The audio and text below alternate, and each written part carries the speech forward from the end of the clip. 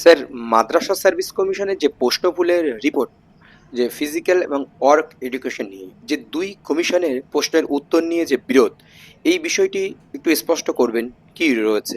আপনারা বিস্তারিত শুনতে থাকুন। দেখুন, মাদ্রাসা সার্ভিস কমিশনের ওয়ার্ক এডুকেশন আর ফিজিক্যাল এডুকেশন এই দুটো সাবজেক্টের যে প্রশ্নগুলোর মামলা, এটা আজকের বিষয়বস্তু নয়। এটা 2022 সাল থেকে চলছে।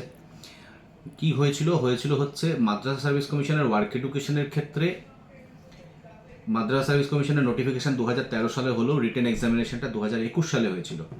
তার রেজাল্ট আউট হয়েছিল 2021-এর আগস্ট মাসে। এবার তার আগে স্কুল সার্ভিস কমিশনের ওয়ার্ক এডুকেশন পরীক্ষা হয়েছিল। এটা যারা পরীক্ষার্থী তারা প্রত্যেকেই জানে, বা যারা এই সমস্ত ব্যাপার সম্পর্কে খবরাখবর রাখেন তারাও জানেন যে স্কুল সার্ভিস কমিশনের প্রশ্নপত্র থেকে 29টা প্রশ্ন মাদ্রাসা সার্ভিস কমিশন প্রশ্ন এবং আনসার অপশান সব কপি করেছিল, হুবহু কপি। কিন্তু বেশ কিছু প্রশ্নের সংখ্যায় প্রায় 14টা প্রশ্ন এরকম হয়েছিল যে স্কুল সার্ভিস কমিশন যেটাকে সঠিক বলছে, মাদ্রাসা সার্ভিস কমিশন সেটাকে সঠিক উত্তর বলছে না। অর্থাৎ দুটোই স্ট্যাটিউটরি অথরিটি, তারা দুটোই একই সাবজেক্টের পরীক্ষা নিচ্ছে, সেটা হচ্ছে ওয়ার্ক এডুকেশন। এখানে এই 29টা প্রশ্নের মধ্যে 14টা প্রশ্নে স্কুল সার্ভিস কমিশন যদি আনসার অপশান এটাকে সঠিক বলছে, তো মাদ্রাসা সার্ভিস কমিশন আনসার অপশান বিটাকে সঠিক বলছে। এক্ষেত্রে আমি বলে রাখি আর একবার যে আনসার অপশানের ক্রমান্বয় সিরিয়ালেরও কোনো ভুল হয়নি। মানে স্কুল সার্ভিস কমিশন যাকে এ, তা মাদ্রাসাও তাকে এ বলেছে, যাকে বি তা তাকে বিতেই রেখেছে। মানে কোশ্চেনের পাশাপাশি আনসার অপশানগুলোকেও হুবহু কপি করা হয়েছিল।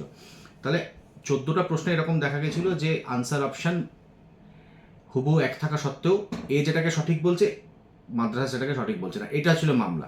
এই প্রশ্ন ভুলের মামলার নিরিখে প্রথমে মহামান্য বিচারপতি অনিরুদ্ধ রায় সাহেব তিনি এগুলোকে এক্সপার্ট ওপিনিয়নের জন্য প্রথমে পাঠাই হচ্ছে নর্থ বেঙ্গল ইউনিভার্সিটিতে। নর্থ বেঙ্গল ইউনিভার্সিটি এসে বলে যে আমাদের ওয়ার্ক এডুকেশন ডিপার্টমেন্ট নেই। তারপর গেল কলকাতা ইউনিভার্সিটির কাছে। কলকাতা ইউনিভার্সিটিও এসে বলে আমাদের ওয়ার্ক এডুকেশন সাবজেক্ট আছে কিন্তু ডিপার্টমেন্ট নেই, মানে এইচওডির কাছ থেকে রিপোর্ট কল ফর করা হয়েছিল, সেটা নেই বলে। তো তারপরে পাঠানো হয়েছিল যাদবপুর ইউনিভার্সিটির কাছে। তো যাদবপুর ইউনিভার্সিটির কাছ থেকেও কিন্তু ওয়ার্ক এডুকেশনের ডিপার্টমেন্ট না থাকার এরকম একটা রিপোর্ট আসে। আলটিমেটলি এটা তারপরে বাবা সাহেব আম্বেদকর, যেটা এডুকেশনাল ইনস্টিটিউশন, মানে এটা এই এই এই এডুকেশনাল ইউনিভার্সিটি, সরি, বাবা সাহেব আম্বেদকর এডুকেশনাল ইউনিভার্সিটি, এর আন্ডারে আপনার বিভিন্ন বিএড কলেজ আছে থ্রু আউট দ্য স্টেট, এদের কাছে যাই এবং এরা জানায় যে এদেরও কিন্তু ওয়ার্ক এডুকেশন সাবজেক্টের এক্সপার্ট থাকলেও ডিপার্টমেন্টটা নেই। তো কোর্ট ওই পার্টটা জাস্ট একটু মডিফাই করে দিচ্ছে যে সাবজেক্ট এক্সপার্টের দ্বারা রিপোর্ট দেওয়া হবে। এটা গেল ওয়ার্ক এডুকেশনের ব্যাপার। আর যেটা আপনার সেকেন্ড পার্ট, যেটা সেটা হচ্ছে ফিজিক্যাল এডুকেশন। ফিজিক্যাল এডুকেশনের ক্ষেত্রে একই গল্প, কিন্তু ওখানে কোনো প্রশ্ন কপি পেস্ট করার কোনো ব্যাপার নেই। ওখানটাতে প্রশ্ন ভুল হয়েছিল, সেটা আমাদের অভিযোগ, এবং সেই অভিযোগের ভিত্তিতে কোর্ট একটা যাদবপুর ইউনিভার্সিটির ফিজিক্যাল এডুকেশন ডিপার্টমেন্টের কাছ থেকে আপনার রিপোর্ট কল ফর করে। সেই রিপোর্টের প্রেক্ষিতে 11টা প্রশ্ন গেছিল সেখানে এক্সপার্ট ওপিনিয়নে, এবং যাদবপুর ইউনিভার্সিটির ফিজিক্যাল এডুকেশন ডিপার্টমেন্ট রিপোর্ট দেয় যেটা, তাতে দেখা যাচ্ছে 8টা আমাদের পক্ষে এসছে, 8টা প্রশ্ন। এবং এইটা কিন্তু এই রিপোর্টটা ফিজিক্যাল এডুকেশনের 2023 সালেই চলে এসেছিল, এবং জাস্টিস অনিরুদ্ধ রায়ের ঘরে এই মামলার জাজমেন্ট প্রনাউন্সমেন্টের আগেই বেঞ্চের এবং ডিটারমিনেশনের পরিবর্তন হয়। আলটিমেটলি যে রিপোর্টটা এসছে বলে এখন যেটা খবর হচ্ছে, এটা কিন্তু মানে এসে অ্যাকচুয়ালি 2023-এ গেছিলো। তারপরে মামলাটা অনেকদিন হিয়ারিং হয়নি। তারপর রিপোর্টটা কিছু কারণবশত মানে রেকর্ডে পাওয়া যাচ্ছিল না।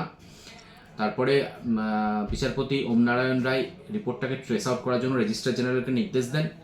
তার প্রেক্ষিতে রিপোর্টটাকে আবার পাওয়া গেছে, এবং এই রিপোর্টের কপিটা যারা মামলাকারী তাদের মধ্যে, মামলার পক্ষে বিপক্ষে যারা আছে তাদের মধ্যে সার্কুলেট করা হয়েছে।